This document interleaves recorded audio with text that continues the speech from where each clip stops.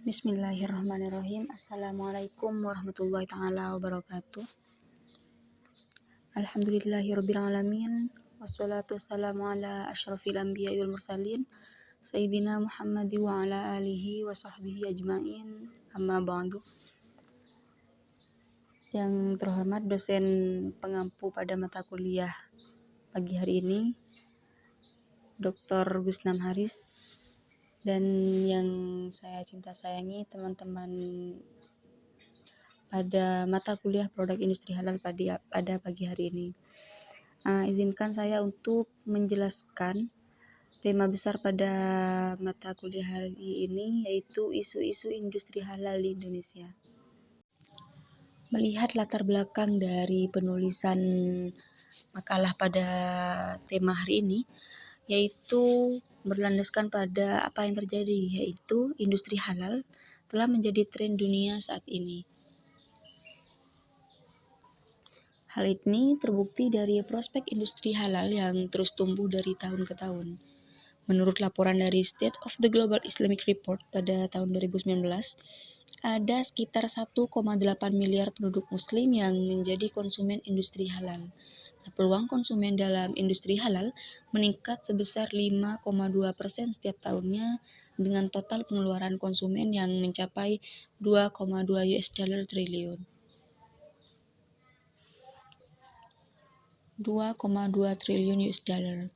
Jumlah ini diperkirakan akan terus meningkat tiap tahunnya.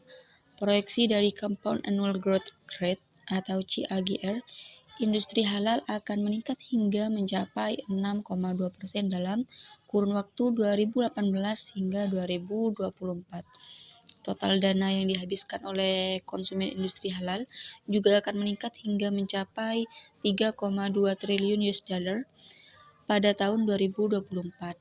Nah, dari data tersebut dapat kita lihat bahwa industri halal memiliki prospek yang sangat cerah untuk kedepannya. Dan beberapa tahun terakhir ini, pemerintah Indonesia secara aktif berupaya untuk menggalakkan pertumbuhan industri halal di dalam negeri, dimulai dari sektor keuangan dan berlanjut pada pengembangan sektor real. Nah, industri produk halal sudah menjadi perhatian tersendiri oleh pemerintah Indonesia. Hal ini terlihat dari upaya-upaya pemerintah dalam mengeluarkan kerangka hukum untuk pengembangan industri produk halal dalam negeri. Nah, salah satunya adalah dengan adanya Undang-Undang Nomor 33 Tahun 2014 tentang Jaminan Produk Halal. Nah, UU tersebut mencakup tentang perlindungan, keadilan, kepastian hukum, dan akuntabilitas dan transparansi, efektivitas dan efisiensi, serta profesional. Dijelaskan bahwa dengan adanya jaminan produk halal ini, maka pelaku usaha dapat meningkatkan nilai tambah untuk memproduksi dan menjual produk halalnya. Selain kerangka hukum ini, pemerintah juga mendirikan otoritas tertentu yang bertanggung jawab pada industri produk halal di dalam negeri. Nah, salah satunya adalah dengan adanya BPJPH, yaitu Badan Penyelenggara Penjaminan Produk Halal. Dari hal ini menunjukkan adanya komitmen Indonesia dalam meningkatkan pembangunan ekonomi nasional yang bertujuan untuk mereposisi Indonesia dari negara berkembang menjadi negara maju. Untuk mewujudkan tujuan besar tersebut, maka kekuatan dan peluang yang dimiliki bangsa ini harus dimanfaatkan secara optimal dan membangun secara serius industri yang ada di Indonesia, lebih khususnya yaitu industri halal. Nah, hal ini didukung oleh adanya banyaknya potensi Indonesia yang bisa dikembangkan. Indonesia merupakan pasar potensial bagi tumbuh kembangnya ekonomi syariah. Sumber daya alam di Indonesia juga masih sangat potensial untuk terus dikembangkan. Penduduk Indonesia yang berjumlah kurang lebih 273 juta, sekitar 87,18%-nya memeluk agama Islam. Nah, diperkirakan akan menjadi negara dengan ekonomi halal terkuat di dunia jika hal tersebut diikuti dengan upaya mengoptimalkan usahanya dalam pengembangan industri halal di sini. Industri halal di Indonesia juga telah menjadi salah satu aliran industri yang paling kompetitif dan memiliki prospek industri bisnis yang menjanjikan. Nah, dari uraian-uraian di atas mengindikasikan bahwa Indonesia merupakan negara yang memiliki potensi besar untuk mengembangkan industri halal. Nah, oleh karena itu, dalam tulisan ini sedikit banyak akan membahas mengenai potensi industri halal yang ada di Indonesia, serta isu-isu mengenai sektor-sektor industri halal yang ada di Indonesia. Dan lahirlah rumusan masalah dari yang telah diuraikan tersebut, yaitu bagaimana potensi industri halal di Indonesia, kemudian apa saja isu-isu industri halal di Indonesia. Dan tujuan penulisan ini yaitu untuk mengetahui potensi industri halal di Indonesia dan juga untuk mengetahui isu-isu industri halal yang sedang terjadi di Indonesia. Ada begitu banyak potensi industri halal di Indonesia. Nah, yang kami rangkum dalam slide kali ini, yang pertama adalah tingginya jumlah penduduk yang beragama Islam. Diketahui bahwa Indonesia merupakan negara dengan penduduk muslim terbesar di dunia, dengan jumlah penduduk muslim Indonesia mencapai 87,18% dari total populasi penduduk Indonesia, atau sekitar 13% populasi muslim dunia. Nah, berdasarkan fakta tersebut, Indonesia berpeluang besar dalam mengembangkan industri halal dunia. Jumlah tersebut merupakan pangsa pasar bagi produk dan jasa berbasis sektor industri halal. Hal tersebut juga didukung dengan tren kenaikan konsumsi barang dan jasa halal yang diperkirakan memiliki pertumbuhan cukup tinggi. Bahkan, Indonesia juga telah dinobatkan sebagai destinasi wisata halal terbaik oleh Global Muslim Travel Index 2019. Kemudian selanjutnya, tingginya permintaan dan daya beli produk halal di Indonesia. Potensi perkembangan industri halal di Indonesia juga dibuktikan dengan kesadaran masyarakat Muslim Indonesia terhadap konsumsi barang dan jasa halal. Indonesia Halal Economy and Strategy Roadmap 2018 menyebutkan total konsumsi barang dan jasa halal di Indonesia pada 2017 sebesar 218,8 miliar US dollar. Jumlah ini diperkirakan akan terus tumbuh sebesar 5,3% Compound Average Growth Ratio atau CAGR dan akan mencapai 330,5 miliar US dollar pada tahun 2025 mendatang. Kemudian potensi industri halal di Indonesia yang selanjutnya adalah terbukanya peluang ekspor ke negara OKI maupun non-OKI. Menurut data IMF Direction of Trade Statistics atau DOTS, Indonesia berada di posisi keempat eksportir terbesar produk halal ke negara-negara OKI atau Organisasi Kerjasama Islam. Pangsa pasar atau market share produk halal Indonesia mencapai 10,7% ke OKI. Namun posisi tersebut masih berada di bawah Malaysia, Uni Emirat Arab, dan Arab Saudi. Walaupun demikian, capaian tersebut diapresiasi oleh pemerintah. Dari capaian ekspor produk halal tersebut, potensi ekspor produk halal di Indonesia akan meningkat seiring dengan meningkatnya permintaan dan kesadaran akan pentingnya produk halal dan pengembangan industri halal di Indonesia. Potensi berkembangnya industri halal di Indonesia berikutnya adalah dengan terbentuknya KNKS atau Komite Nasional Keuangan Syariah berdasarkan Peraturan Presiden Nomor 91 Tahun 2016. Nah, KNKS merupakan lembaga non-struktural atau bukan di bawah kementerian yang selanjutnya direvisi oleh Peraturan Presiden Nomor 28 Tahun 2020 menjadi Komite Nasional Ekonomi dan Keuangan Syariah atau KNEKS.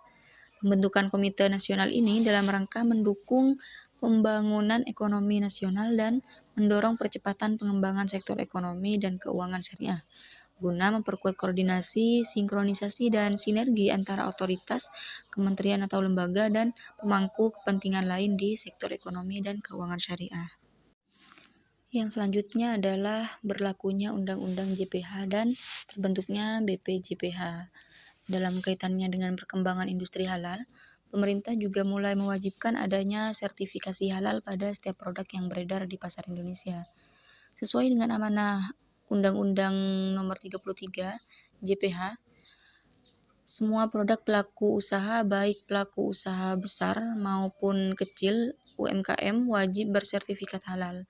Hal ini tentunya berbeda dengan sertifikasi halal sebelumnya yang sifatnya hanya sukarela atau voluntary.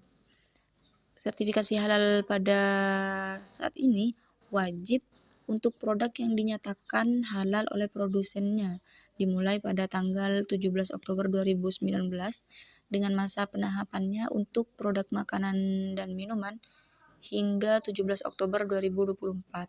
Sedangkan produk selain makanan dan minuman mempunyai masa tahapan yang berbeda-beda. Yang terakhir ialah adanya dukungan positif dari pemerintah. Salah satu bukti dukungan tersebut yaitu Kementerian Perindustrian telah berinisiatif untuk mengembangkan kawasan industri halal di Indonesia. Kawasan industri halal ini merupakan sebagian atau seluruh bagian kawasan industri yang dirancang khusus dengan sistem dan fasilitas untuk mengembangkan industri yang hanya menghasilkan produk-produk halal sesuai dengan sistem jaminan produk halal. Untuk sementara ini masih ada 2 kawasan industri halal yang telah mengantongi izin dari kementerian, sedangkan 4 lainnya masih dalam tahap pengembangan. Jadi totalnya ada 6 kawasan industri yang direncanakan akan dikembangkan di Indonesia. Saat ini halal menjadi lifestyle di kalangan masyarakat, bahkan industri-industri di Indonesia berbondong-bondong mengenakan label maupun tagline untuk memperkuat brand image produk dan perusahaannya dengan sebutan halal, seperti misalkan produsen kosmetik tertentu mengenalkan sebagai kosmetik halal. Nah, hal ini karena industri halal telah menjadi primadona baru bagi kemajuan perekonomian, baik di kancah dunia maupun di tanah air sendiri. Nah, berikut isu-isu yang terjadi di Indonesia. Yang pertama adalah upaya pemerintah dalam mendirikan kawasan industri halal. Untuk saat ini ada 6 kawasan industri halal yang tersebar di seluruh Indonesia.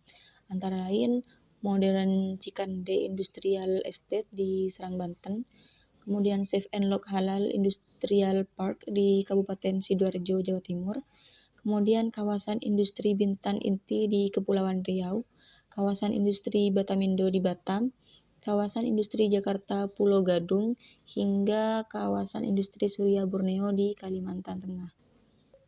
Untuk saat ini, sudah terdapat 2 permohonan kawasan industri halal yang telah sampai pada tahap proses verifikasi di Kementerian Perindustrian, yaitu kawasan industri modern Cikande di Serang, Banten, dan kawasan industri Safe and Lock di Jawa Timur.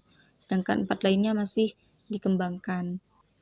Dan untuk sementara ini, Menteri Perindustrian Agus Gumiwang Karasmita menyatakan halal Modern Valley di kawasan industri modern Cikande, Banten akan menjadi klaster industri halal yang terintegrasi pertama dan terbesar di Indonesia.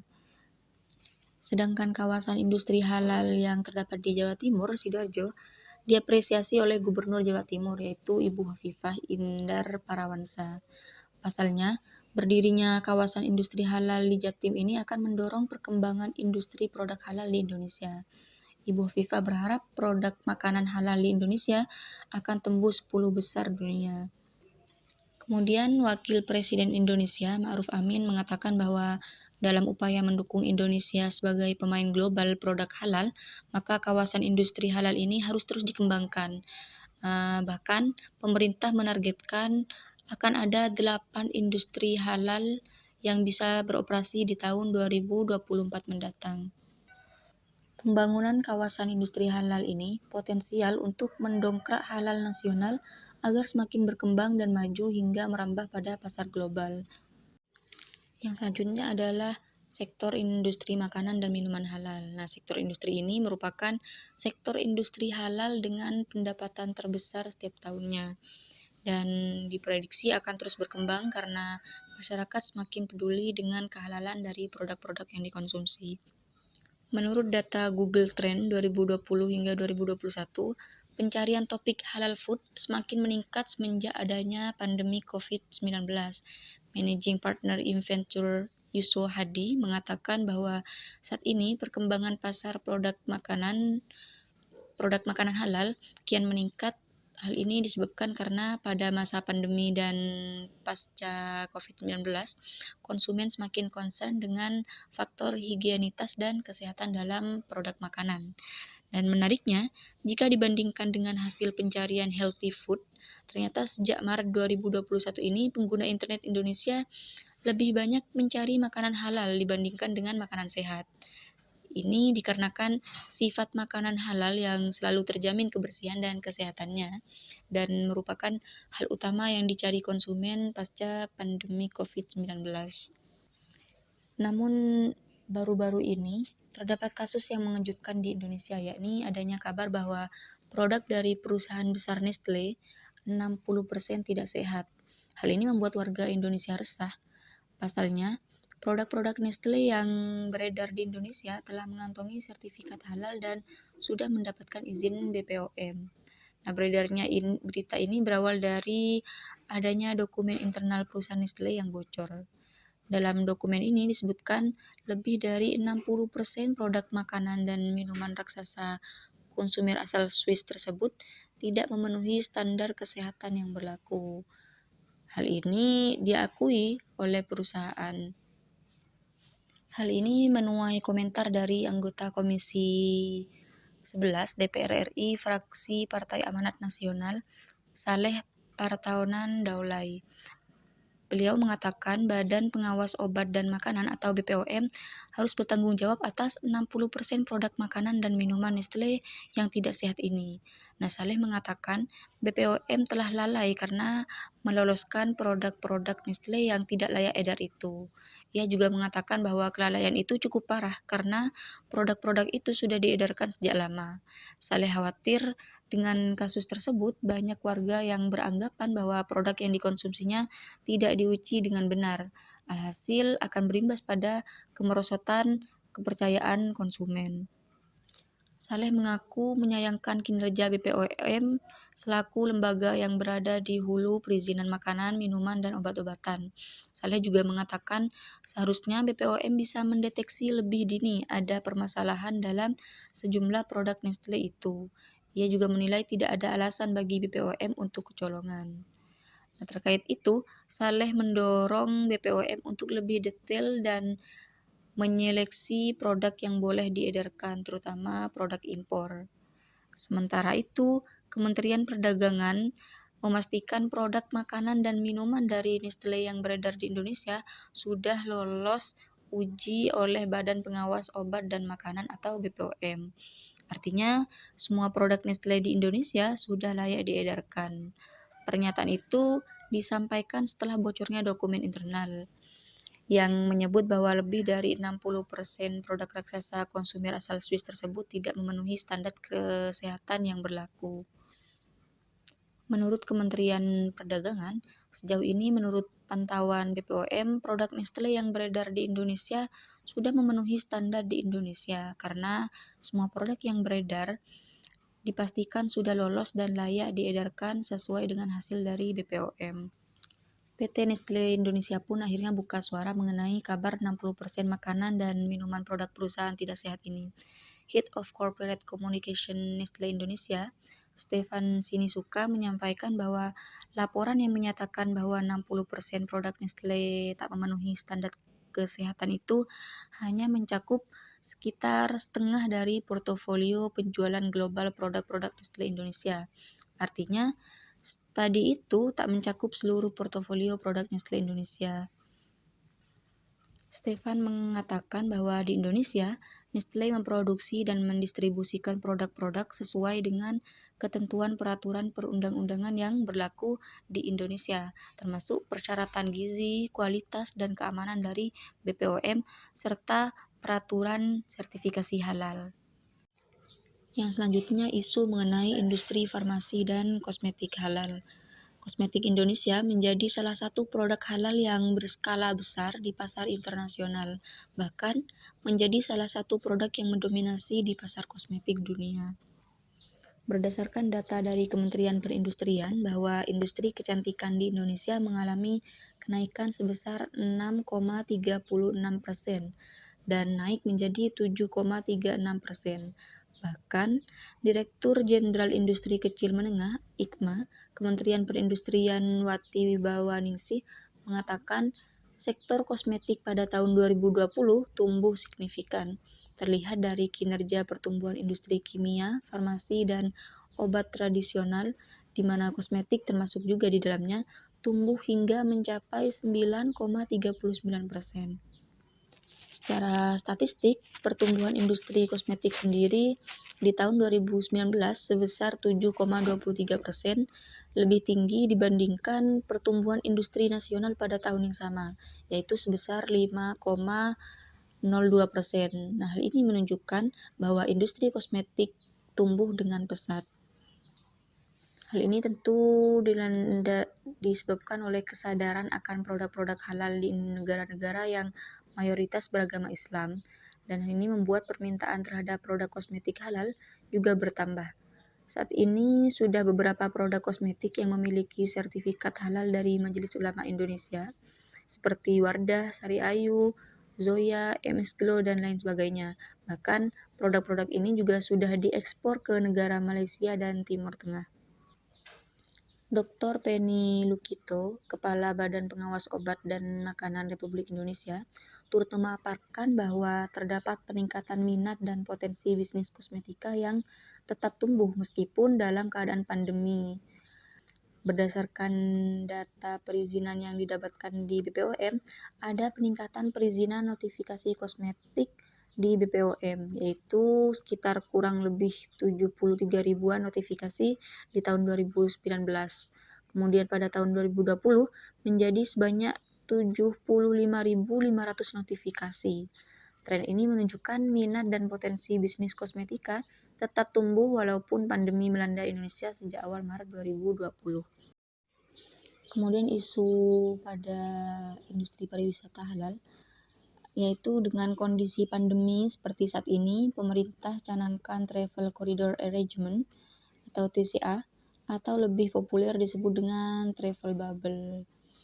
Sektor pariwisata dalam masa pandemi COVID-19 seperti sekarang ini mencanangkan wisatawan mancanegara akan dapat memasuki Indonesia dengan adanya kesepakatan Travel Corridor Arrangement atau TCA, atau juga lebih populer disebut dengan travel bubble.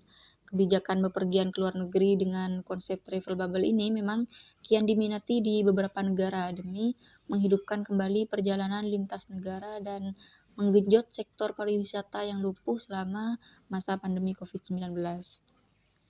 Menteri Koordinator Bidang Perekonomian Airlangga Hartarto memastikan program travel bubble tersebut hanya dilakukan dengan negara yang memenuhi kualifikasi dari sisi perkembangan COVID-19. Menteri Pariwisata dan Ekonomi Kreatif (Manparekraf) yaitu Sandiaga Uno menyebutkan bahwa rencananya travel bubble ini akan dilakukan di 3B, yaitu Bali, Bintan, dan Batam, mulai 21 April 2021. Akan tetapi, penerapan kebijakan travel bubble ini melihat situasi perkembangan COVID-19 di kawasan tersebut. Sesuai dengan arahan Presiden Jokowi, ditargetkan memang travel bubble ini akan direalisasikan pada Juni atau Juli. Akan tetapi, Sandiaga Uno tetap melihat bahwa memang angka COVID-19 yang menjadi penentu. Jika COVID-19 terkendali dan dalam posisi kondusif, maka tentu travel bubble ini akan dapat direalisasikan. Kemudian selanjutnya yaitu isu dari industri fashion muslim. Industri fashion muslim telah berhasil menyumbangkan pertumbuhan ekonomi Indonesia. Kementerian Perindustrian Kemenperin mencatat kinerja ekspor industri pakaian jadi sepanjang tahun 2020 mencapai 7,4 miliar dolar atau setara dengan 100,320 triliun.